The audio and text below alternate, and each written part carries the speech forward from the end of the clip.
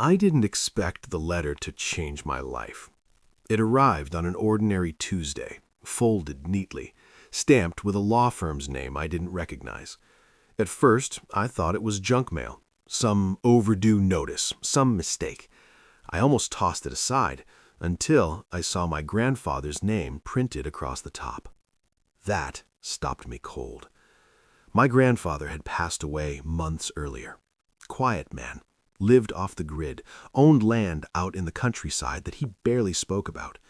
When people asked him what he did, he'd shrug and say, "I keep to myself." I opened the envelope slowly. That was when I saw the number. 1,000 acres. 1,000 acres of land, left to me, not split, not shared, mine. But then came the next sentence. The property currently contains multiple residential developments governed by a homeowners association. That's when my stomach tightened, because suddenly everything made sense. The stories my grandfather told, the bitterness in his voice whenever he mentioned those people, the way he warned me never to trust paperwork without reading the fine print, the way he laughed when I asked why he never sold the land. Now I knew why.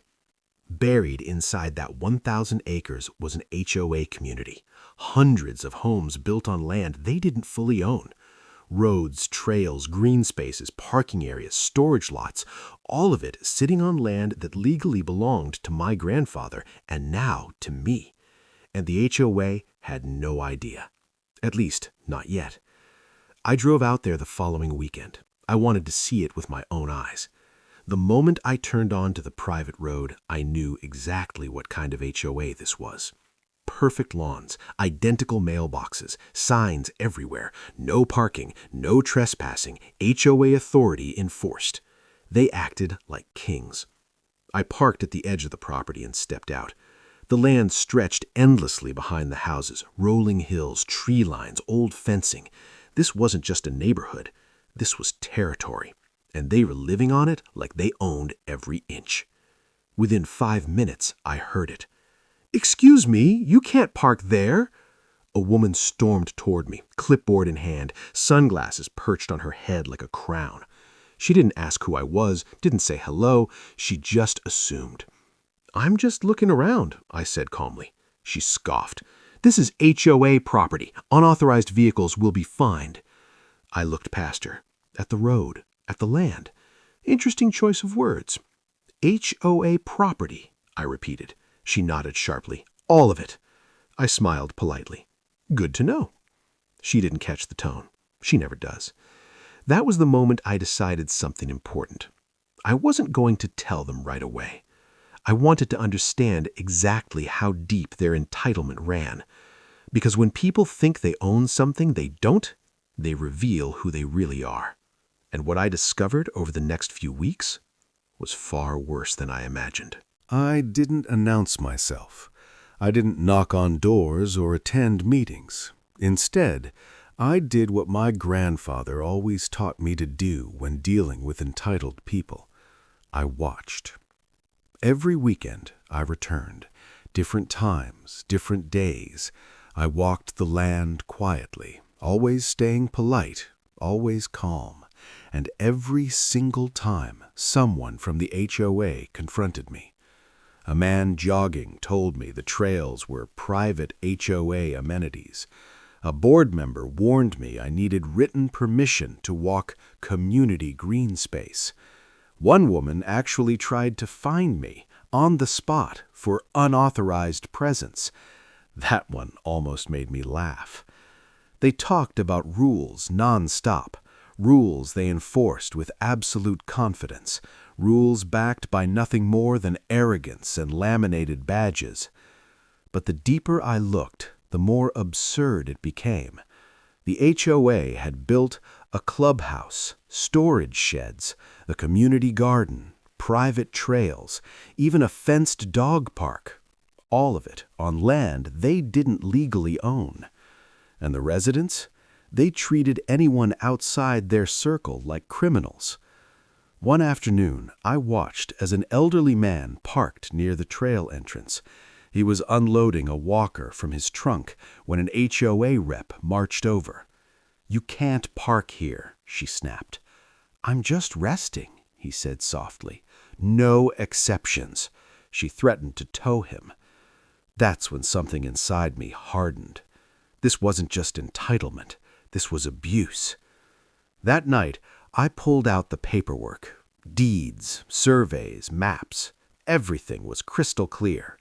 My grandfather had allowed limited access decades ago, temporary easements, conditional use. But those conditions expired. The HOA never renewed them.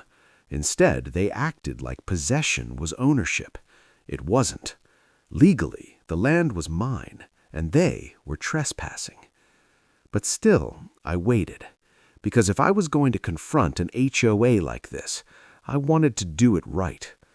I attended an HOA meeting anonymously, sat in the back, baseball cap low.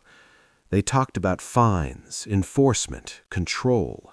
One board member bragged about keeping outsiders in check. Another laughed about towing cars just to teach lessons. And then the HOA president stood up.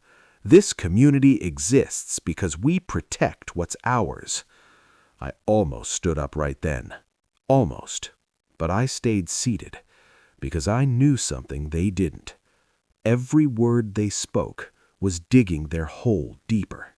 The next HOA meeting was packed. I made sure of it. I dressed professionally, no cap, no disguise. I walked in with documents under my arm and sat front row. They noticed me immediately. The HOA president narrowed her eyes. "Are you a resident?" "No," I said calmly, "but I am the landowner." Laughter rippled through the room. She smirked. "Sir, all property here belongs to the HOA." I stood. And that's when I placed the deed on the table. Silence fell like a hammer. I introduced myself, explained the inheritance, the surveys, the expired easements. I didn't raise my voice. I didn't insult them. I just stated facts. And I watched their confidence crumble in real time. The president's face went pale. A board member whispered, "That can't be right." "Oh," I said gently. "It is." Someone shouted, "So what are you saying?" I looked around the room. "I'm saying you've been using my land without permission." Chaos erupted. People yelled, accused me of lying, threatened lawsuits. One man screamed, "We'll ruin you." I nodded. "You're welcome to try." Because here's the thing about entitlement. It collapses the moment it meets reality. I didn't evict anyone. Not immediately. Instead, I sent official notices, access restrictions, usage fees, liability clauses. Trails, closed until agreements signed. Parking lots, permit required. Clubhouse, lease renegotiated. The HOA panicked. Residents argued with the board. Lawsuits were threatened and quietly dropped once lawyers saw the documents. Fines disappeared overnight. Towing stopped.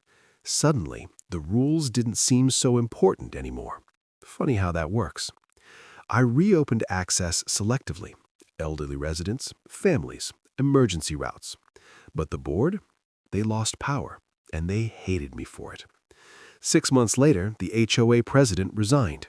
So did half the board. The community changed. People waved when they saw me walking the trails now. And I did one last thing my grandfather would have loved. I donated part of the land to become a public conservation area. Open, peaceful, equal. No fines, no threats, no entitlement. Just land finally used the way it was meant to be. And the HOA, they learned a lesson they'll never forget. You can't bully your way into ownership, especially when the real owner has been watching the whole time.